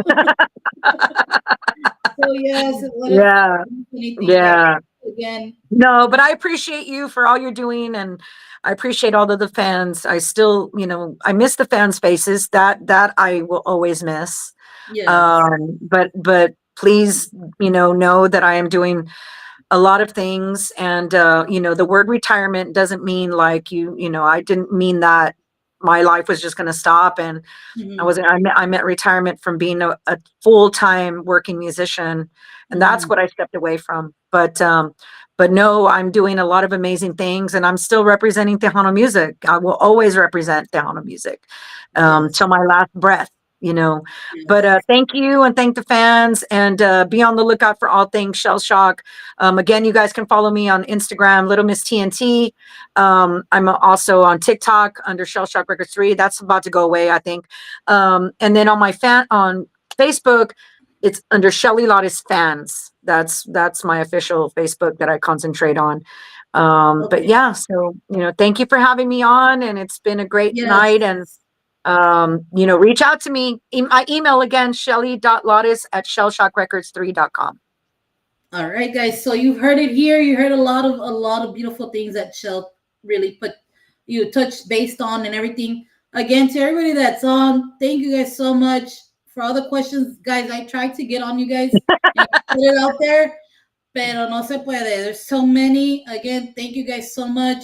I think this is one of my greatest interviews. I mean, the longest I've Uh, ever had an interview for, I and can. I'm pretty long-winded. so yeah, I'm gonna again everything you said, Shell. I'm gonna use it as well, and kind of. I have my best friend on right now. Anyway, she's watching. So Awesome, hey, awesome. hey, Kari, if she says she's she can give a few pointers or maybe even do something. So you Yeah, might want to reach out. absolutely. I love Gotti. I love watching her live. I think she does a great live performance. She's a great person. So no, God's gonna definitely bless the way for you guys. And but you just gotta keep, keep putting in, keep doing it, Yes, keep pushing. That never yes. stops. Again, guys, Shell has a lot of things going on. Go check out that movie. Say You a can't little go prayer. wrong with Say a little Luis prayer. Fonsi. It's in theaters now. It's called Say a Yes, Little Prayer. Luis Fonsi, Vanessa Vasquez, and my get there early because my voice opens up the movie. So yeah, yes, these boots are made for walking. Is out on all streaming platforms. She's a yes, trailblazer on all streaming platforms. Joy of Christmas with Miss the amazingly talented Rebecca Valadez is yes, on right now, and play it during the holidays. And of course, I do have a couple of Christian songs that are out. Awesome God and I'm Free are a couple of the tracks that are going to be off my upcoming Christian album. And I have another one dropping this year. So I'm super excited about it. So go check yes. them out, y'all. Yes, guys. Again, Miss Shelley, thank you. I mean, you don't need no blessings, girl. The blessings are already on you. And I Uh, wish you all the best.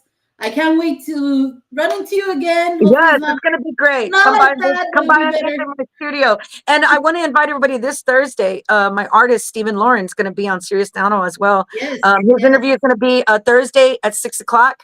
He's yes, going to be talking about the new single we'll be releasing in January, some yes, live shows that'll be here during Fiesta. So please, y'all, support the station. Thank you to Rosie for setting this up. I love you, Rosie, yes. and thank you for everything. Yes, thank you, Rosie. To my boss, Joe, thank you so much. Yes, To Joe. everybody that made this possible. Shelly, I love you, girl. Wish you Love all the you. best. God bless. Merry Continue all your Christmas. stuff. And you too. I know you're about to get out of school from the UTSA, so you Yeah. have a great weekend and Thank everything. you. So Merry Christmas and a Happy New Year. Likewise, guys. God bless. All right.